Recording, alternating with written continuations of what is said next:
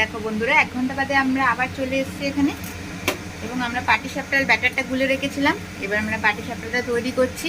আমি একটা বাটির মধ্যে একটু সাদা তেল আর একটু ঘিকে আমি একসাথে মিক্স করে নিয়েছি। এরপর অনেকেই বেগুনের বোটা দিয়ে করে, আমি বেগুনের বোটা ইউজ করিনি, কারণ অনেকেই বেগুনের বোটা খায় না, বেগুন খায় না, সেই জন্য বোটাটাও ইউজ করিনি। সেই জন্য আমি এখানে গাজর নিয়ে নিয়েছি। গাজরটাকে দিয়ে দেখো তেলগুলোকে আমি একটা ননস্টিকের তাওয়াতে আমি এদিক ওদিক করছি আর ব্যাটারটা আমি দেওয়ার চেষ্টা করছি।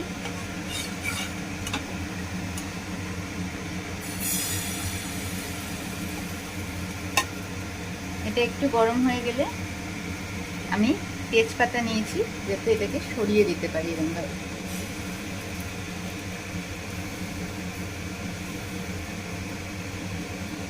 সুন্দরভাবে সরিয়ে দিতে পারি।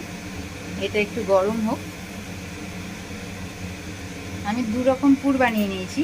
এখানে আমি বানিয়ে নিয়েছি হচ্ছে এটা ছানা দিয়ে বানিয়েছি, ছানা, বাতাসা, এলাচের গুঁড়ো আর গুঁড়ো দুধ দিয়ে আমি এটা একটা নতুন করে মিষ্টির মতো বানিয়েছি। আরেকটা আমি পুর একটুখানি পরে তোমাকে দেখাচ্ছি। আপাতত এই পুরটা দিয়ে করি। খেতে এত সুন্দর হয়েছে না এই পুরটা, তখন মনে হবে দোকান থেকে মিষ্টি না কিনে নিজে বাড়িতেই বানিয়ে খেলে প্রচণ্ড সুস্বাদু লাগে। আর এই পুরটা আমিও টেস্ট করেছি, খুবই সুন্দর খেতে। তবে আমি এই পুরটা বানানোর জন্য ছানাটাকে মিক্সিতে একটু পেস্ট করে নিয়েছিলাম। আর এখানে আরো সব পাটিসাপটা অলরেডি আমাদের রেডি হয়ে গেছে। তবে সবকটা কিন্তু ভালো হয়নি না, তারপর থেকে ভালো হচ্ছে, কারণ কিছু কিছু করার পরে কিন্তু আস্তে আস্তে এবার ভালো হচ্ছে শেপগুলো।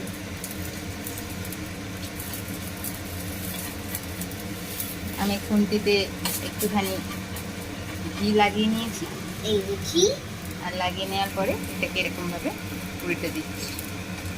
আর আমাদের কিন্তু পাটিসাপটা এরকমভাবে পুরোপুরি রেডি হয়ে যাচ্ছে। পাটিসাপটাটা রেডি। কালারটাও বেশ সুন্দর হোয়াইট এসছে, দেখতে খুব সুন্দর লাগছে। এই জন্যই আমরা তখন বলেছিলাম যাতে ওই রকম ভাবে ব্যাটারটা করা হয়, তার জন্যই কিন্তু ওটা গুলে রাখা হয়েছিল। সাদা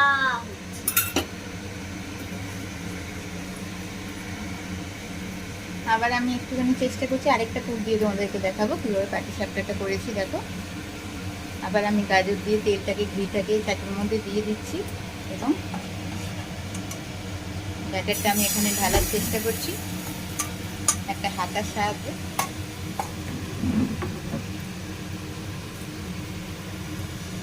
তারপরে আমি এটাকে আস্তে আস্তে সরিয়ে দিচ্ছি। একটু ভেঙে গেলে কোনো অসুবিধা নেই, আবার আমি এটাকে সরিয়ে সরিয়ে ঠিক করে দিচ্ছি। অ্যাডজাস্ট হয়ে যাবে, মেকআপ হয়ে যাবে। এটাও একটুখানি গরম হোক।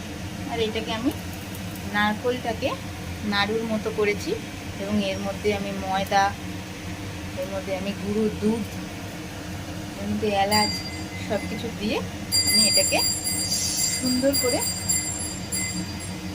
নেড়ে নিয়েছি। আর দেখো এটা কি সুন্দর মাখা সন্দেশ টাইপের লাগছে দেখতে, খেতেও আমার মনে হচ্ছে খুবই ভালো হবে। এবারে আমি একটুখানি খুন্তিতে ঘিটা মাখিয়ে এটাকে আবার উল্টাবো। তোমরাও এইভাবে ট্রাই করতে পারো। শীতের সন্ধ্যাটা আমার মনে হচ্ছে জমে যাবে। আর এর উপরে যদি একটুখানি আমরা গুড় আছে, ঝোলা গুড়, সেটাকে যদি ছড়িয়ে দিই, আশা করা যাচ্ছে খুব সুন্দরই হবে খেতে। আর এটা দেখো, এটা মনে হচ্ছে বেশি পুর হয়েছে, সেই জন্য বেশ এটা মোটা সোটা পাটিসাপটা হয়েছে, ভালো লাগছে দেখতে। দাঁড়াও, তোমাদেরকে আমি পাটিসাপটাটা একটা প্লেটের মধ্যে তুলে দেখাচ্ছি, তাহলে তোমাদের বুঝতে সুবিধা হবে। দাঁড়াও, একটু হোল্ড করো। তোমরা দেখতেই পাচ্ছ যে পাটিসাপটাতে কিন্তু খুবই সুন্দর দেখতে হয়েছে। আর যেটাই বলছিলাম, আমাদের 2টো পুর আমরা বানিয়েছি। একটা হচ্ছে এই পুরটা, নারকেলের পুরটা, যেটা দিয়ে আমরা এটা বানালাম। আরেকটা হচ্ছে যেটা গুড়ের, মানে গুড় বলছি, ওটা ছানা দিয়ে বানিয়েছি। ওটা তো দেখা যাবে। এখানে ওর উপরে একটু গুড় দিয়ে আমরা দেখাচ্ছি, তার আগে এমনি দেখো ঝোলা গুড়টা আমরা এর মধ্যে ছড়িয়ে দেবো, খুব সুন্দর লাগবে। আগে দেখো, দেখেই লোভ লাগছে। ঠিক আছে বন্ধুরা, এরকম সুন্দর সুন্দর রেসিপি পাওয়ার জন্য তোমরা অবশ্যই হাবিজাবি চ্যানেলটাকে লাইক করে দিও, সাবস্ক্রাইব করে দিও।